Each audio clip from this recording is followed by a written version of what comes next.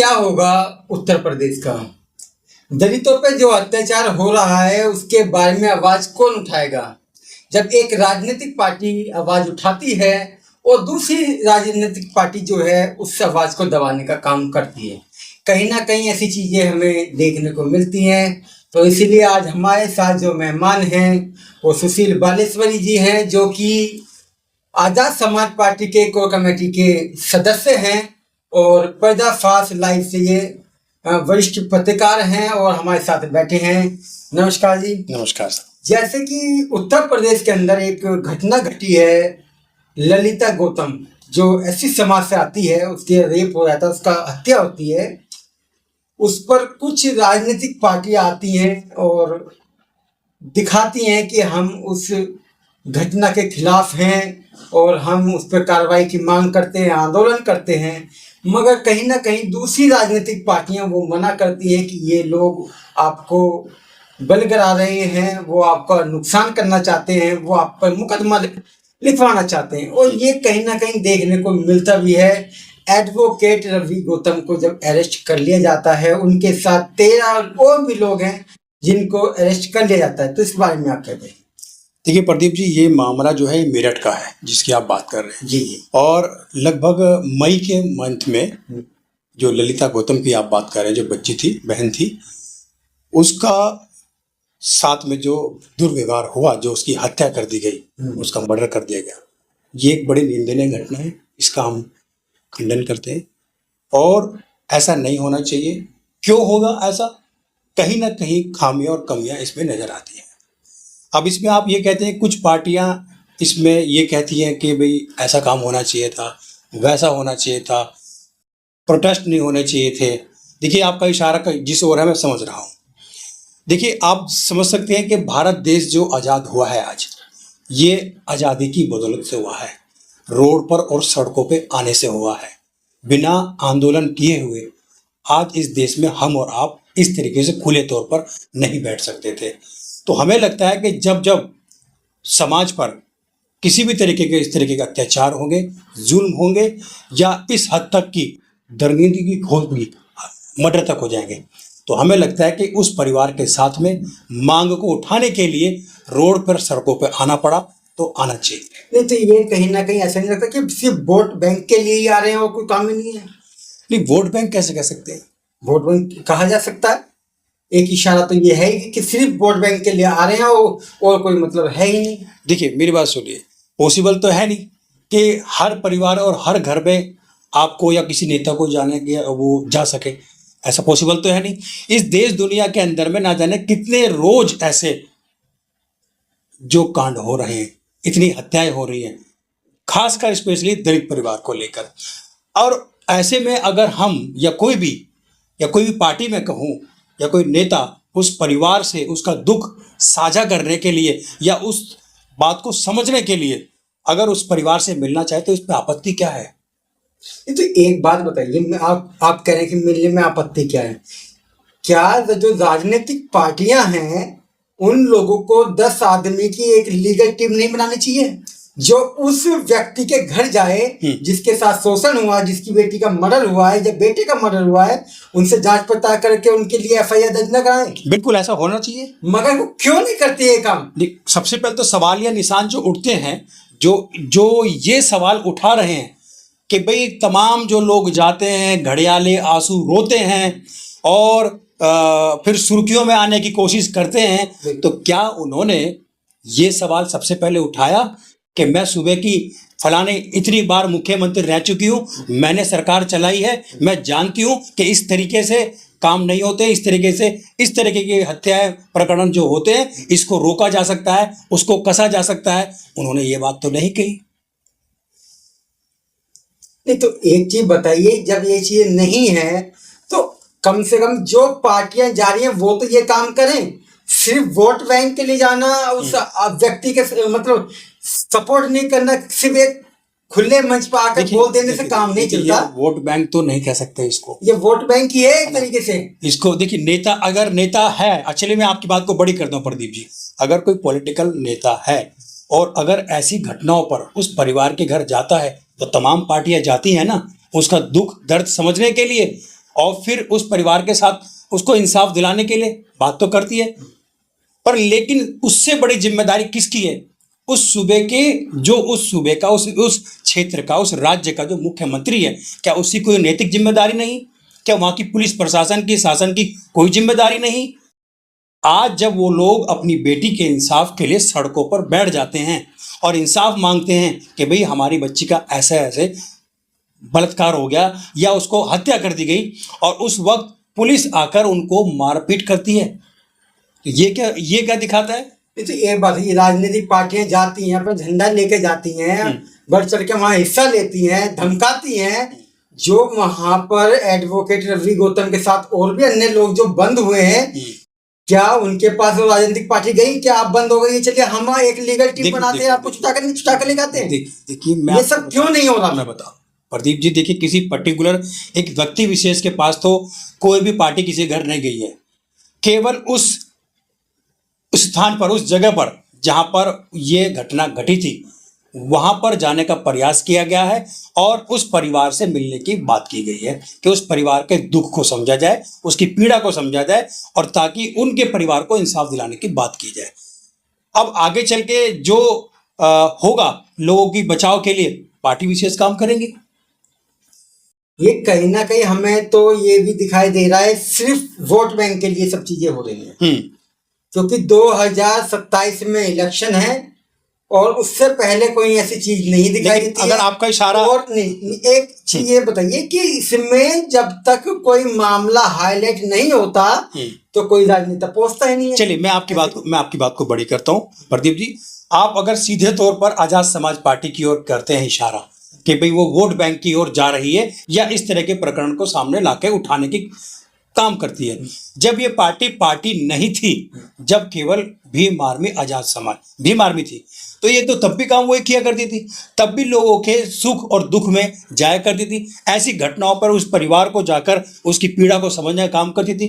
तब तो इनको कोई वोट बैंक की राजनीति नहीं चाहिए थी। मैं किसी पार्टी विशेष की बात नहीं कर रहा हूँ कि एक आजाद समाज पार्टी की बात कर रहा हूँ, मैं उसमें बीजेपी की बात कर रहा हूँ, मैं उसमें कांग्रेस की बात कर रहा हूँ, मैं उसमें बीएसपी की बात कर रहा हूँ, मैं उसमें सपा की बात कर रहा हूँ, मैं हर पार्टी की बात। और जो पार्टियां नहीं जाती हैं, वो जो पार्टी केवल बैठ के वहीं से बयानबाजी कर देती है, वो उनके बारे में क्या कहेंगे आप? नहीं, तो वो कहीं ना कहीं अपने लोग तो भेजते ही होंगे, ऐसा तो है नहीं। आप बताइए कहाँ भेजा?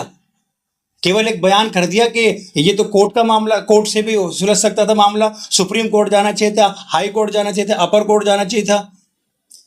अगर कोर्ट से मामले सुलझ रहे होते तो लोगों को आजादी के लिए रोड पे प्रदर्शन या क्यों करने पड़ते इतनी सारी चीजें? नहीं, तो एक चीज बताइए, वो एक लीगल टीम क्यों नहीं बनाई जा रही उस लड़की के इंसाफ दिलाने के लिए, ये बताओ मुझे। देखिए मेरी बात सुनिए, किसी पार्टी का लीगल जो होता है वो अपना, पार्टी का अपना होता है कि वो पार्टी के लिए विशेष तौर पर होता है। अब आप जो कह रहे हैं कि समाज की समस्याओं को समझाने के लिए, सुलझाने के लिए एक लीगल अलग से सेल बनाया जाए, तो उसके लिए तमाम संगठन है जो काम कर रहे हैं। पार्टी का जो अपना काम होता है वो विशेषकर यही होता है प्रदीप जी, कोई ऐसी घटना घटती है तो वो जाके सुख दुख अपना उनसे लेती है और उस परिवार को न्याय दिलाने का वो प्रयास करती है, कोशिश करती है। ये तो एक चीज बताइए, तो ये आवाजें क्यों उठ रही है कि जो अलग से पार्टी के जो राष्ट्रीय अध्यक्ष हो गए या महासचिव हो गए या प्रवक्ता हो गए, ये जा जाकर सिर्फ बड़ बोली वाले काम करते हैं कि मुंह से बोल दिया और धरातल पे कोई काम दिखाई नहीं देता। देखिए धरातल पे कौन सी पार्टी, किसकी बात कर रहे हैं आप बताइए? मैं तो अनेक पार्टी की बात कर रहा हूँ, आप मुझे जवाब दीजिए। नहीं, मैं केवल देखिए जिस पार्टी से मैं हूँ, मैं या तो आप मेरे से बात कीजिए उसकी, अब मैं उसका प्रवक्ता तो नहीं हूँ, या मैं उस पार्टी की बात, तो फलाने पार्टी की बात नहीं करूंगा कि वो किस लिए जाते हैं, किस लिए नहीं जाते, क्या काम नहीं करते। अगर आप मेरे बारे में जानना चाहते हैं, मेरी पार्टी के बारे में विशेष पार्टी के बारे में, पार्टी जाती है, पार्टी के कार्यकर्ता के लोग जाते हैं और कोशिश करते हैं कि वहाँ के जितने भी प्रशासनिक अधिकारी हैं उनसे बात करते हैं उस परिवार को इंसाफ और न्याय दिलाने के लिए। नहीं, तो मैं एक चीज बताइए, अभी आपके आजाद समाज पार्टी की बात कर लेते हैं। ये सुनने में भी आता है कि जहां ये जाते हैं वहां पर हुड़दंग मच जाता है, ऐसा क्यों? ऐसा कुछ नहीं है। आप देखिए लखीमपुर खीरी में देखिए, बाद में कितने सारे उनके साथ पकड़ा धकड़ी होती है। ये जाते वक्त वहां जाके ऊंचे ऊंचे बोलने से काम है, उन्हें गिरफ्तार क्यों नहीं कराते? कौन सी गिरफ्तारियां हो रही हैं? देखिए, ऐसा तो तमाम पार्टियां जाती हैं और कुछ उसमें उपद्रवी भी आ ही जाते हैं। हम उसको ये तो कह नहीं सकते कि सारे हमारे पार्टी के लोग हैं। अभी आप देखें, कई बार अगर हम बात करें, हमारे पार्टी के जो राष्ट्रीय अध्यक्ष हैं वो प्रोटेस्ट करते हैं या सभा करते हैं, रैलियां करते हैं, तो आप खुद देख रहे हैं सोशल मीडिया पे लोग पहले से एक वीडियो बना के डाल देते हैं कि हम भी नीला झंडा, नीला पटका पहन के पता चल जाएगा और घुस जाएंगे, और उसमें बात को, मतलब उस प्रोग्राम को बिगाड़ने की वो मनसा रखते हैं। तो ये तो कहा नहीं जा सकता ना कि पूरी तरीके से हमारे ही लोग ही हैं। कौन लोग हैं? देखिए, जैसे कि मैं आपको एक चीज बताता हूँ कि इस भारत के अंदर, उत्तर प्रदेश के अंदर 4 बार बीएसपी सुप्रीम मायावती जी रही हैं, जो मुख्यमंत्री बनी है। उनका जो प्रशासन, उसमें शासन काल रहा है, प्रशासन इतना टाइट रहा है, मगर वो आज के जो नेता हैं, आज की जो पार्टियां हैं, वो उस तरीके से पालन नहीं कर पाती। तो आप किसको देखते हैं? आप बहन जी को देखते हैं या अदर पार्टी को देखते हैं? आप खुद ही बताइए। जो 4 बार आपको अपने मुंह से कह रहे हैं कि मुख्यमंत्री रही हैं, उनके टाइम में अगर ऐसी घटना घटती तो क्या वो यही कहती कि कोर्ट में जाइए, इंसाफ मांगिए? क्या वो यही कहती? आप बताइए। तो उनके शासनकाल में तो लोग आज भी तारीफ करते हैं कि जो प्रशासन इस सरकार में रहा है, अगर किसी में नहीं रहा ना। तो मैं तारीफ करता हूँ उस टाइम की, मैं तारीफ करता हूँ कि बहन जी के टाइम में ऐसा रहा है प्रशासन।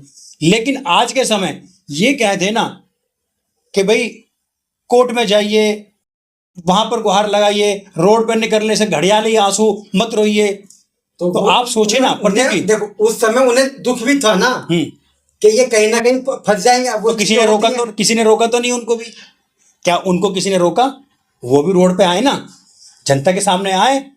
जो समाज जिसके साथ घटनाएं घट रही हैं, जिसका परिवार मर गया है बच्चा, उसके परिवार के साथ दुख साझा करने के लिए आए ना वो निकल के। अरे उन्होंने तो आंदोलन अपने समय कर लिए, अब कहाँ किए? और जो कर रहा है आप उनको रोकेंगे? ये तो कोई बात नहीं हुई। तो उन्हें तो डर है कि मेरा बहुजन समाज कहीं ना कहीं गति में जा रहा है। अगर यही डर होता तो आज़ादी भी नहीं मिलती। भगत सिंह जो है, जो फांसी पर चढ़ गए ना, वो हमें और आपको यहाँ बैठने की आज़ादी नहीं मिलती।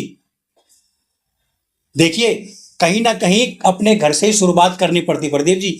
बिना अपने आप को जलाए उजाला नहीं मिलता, रोशनी नहीं मिलती। अगर ये आरोप लगाना है कि किसी विशेष पार्टी की ओर से कि भाई समाज वो मुकदमे में फंस जाएगा, फलान जगह फंस जाएगा, तो भाई ये रोड पे तो आना ही पड़ेगा अपनी आवाज को उठाने के लिए।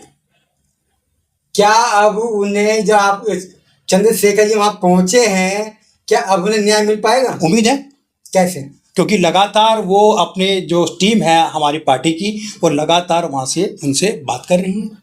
क्या उनके लिए लीगल टीम बना के दी गई है? देखिए, लीगल टीम की बात नहीं होती है इसमें। जो टीम जो होती है वो एक जो पार्टी के लेटर हेड पे सारी चीज दी जाती है, और वहाँ के जितने भी प्रशासन के लोग हैं, शासन के लोग हैं, उनसे न्याय की बात की जाती है। अब एक चीज बताइए, किसी व्यक्ति के पास इतना पैसा ना हो, वो संघर्ष ना कर सके, तो ये पार्टी क्या करेगी फिर उसमें? ये बताइए। किसके पास नहीं पैसा? जो जिसके साथ घटना घटी है, या अन्य, मैं तो इसको छोड़िए, मैं अन्य किसी से, गरीब लोगों के साथ इसलिए अत्याचार हो जाते हैं क्योंकि वो गरीब हैं। पार्टियां उनसे फंड ले लेती हैं कि पार्टी को मजबूत करने। क्या ये तो प्रदीप जी, सुरक्षा मिलती है क्या? प्रदीप जी एक बात बताइए, इसी पे हम और आप तो चर्चा करने के लिए बैठे हुए हैं कि आज के समय में जहां हम आपसे 2026 में बात कर रहे हैं, जो मौजूदा जो स्थिति है सभी को पता है, सब लोग इससे जान पहचान है, सब वाकिफ है इस चीज से कि देश का माहौल क्या है। आज की डेट में महिला सुरक्षित नहीं है, बच्चे सुरक्षित नहीं है, आप सुरक्षित नहीं है, मैं सुरक्षित नहीं हूं, तो सुरक्षित कौन है ये बताइए। तो सवाल बजाय जो उनकी पैरवी करने के लिए जा रहा है, सवाल उन पे होना चाहिए जो मौजूदा देश को चला रहे हैं, जो मौजूदा उस सूबे के मुख्यमंत्री हैं, कि उनके शहर में होते हुए, इतनी पुलिस होते हुए, डीएम होते हुए, एसएसपी होते हुए, तमाम लोग होने के बावजूद भी महिला सुरक्षित नहीं है। और वो लगातार महिलाओं की बात करते हैं कि हमने सशक्त भारत बना दिया है, महिला सुरक्षा कर दी है। आप बताइए, रोज तो हो रहे हैं। किसी भी गांव में जाकर आप देखिए महिला क्या सुरक्षित है। मैं तो गांव क्यों, दिल्ली शहर की बात कर रहा हूं। आपने देखा ना, जंतर मंतर पे महिला जो खिलाड़ियां थी, आंदोलन किया ना बृजभूषण जी के खिलाफ में। क्या हुआ उनके खिलाड़ियों का? कुछ न्याय मिला उनको?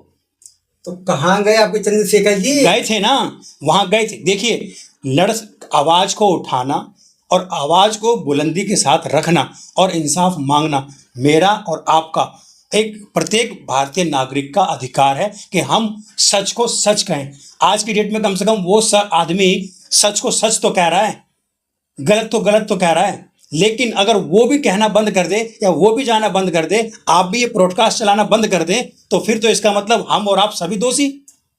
तो ये तो जो क्राइम हो रहे हैं, इनकी तो हौसले बुलंदियां इतनी बढ़ जाएंगी, चरण पे आज 2 हो रहे हैं, कल को हो सकता है कि 10 होंगे। आवाज तो उठानी होगी, बोलना होगा, और सत्ता एक दिन जरूर ऐसी पलटेगी कि इनको समझ में आएगा। तो दोस्तों, जैसे कि इस समय हमारी जो चर्चा रही है वो आज के मुद्दे पे हुई है, तो आप हमें बताएं कि ये चर्चा कैसी लगी। आपको कुछ कमियां हो सकती हैं कि वो हैं, मगर हम उसमें सुधार जरूर करेंगे। मगर वो सुधार तब हो पाएगा जब आप कमेंट बॉक्स में उस कमी को लिख कर भेजें, क्योंकि जब तक आप कमेंट बॉक्स में नहीं लिखेंगे तो हम आने वाले जो वक्ता हैं उनसे कैसे उस कमी को पूरा कर पाएंगे। तो हमारे साथ बने रहिए और हमारे चैनल को सब्सक्राइब जरूर करिए। नमस्कार। नमस्कार।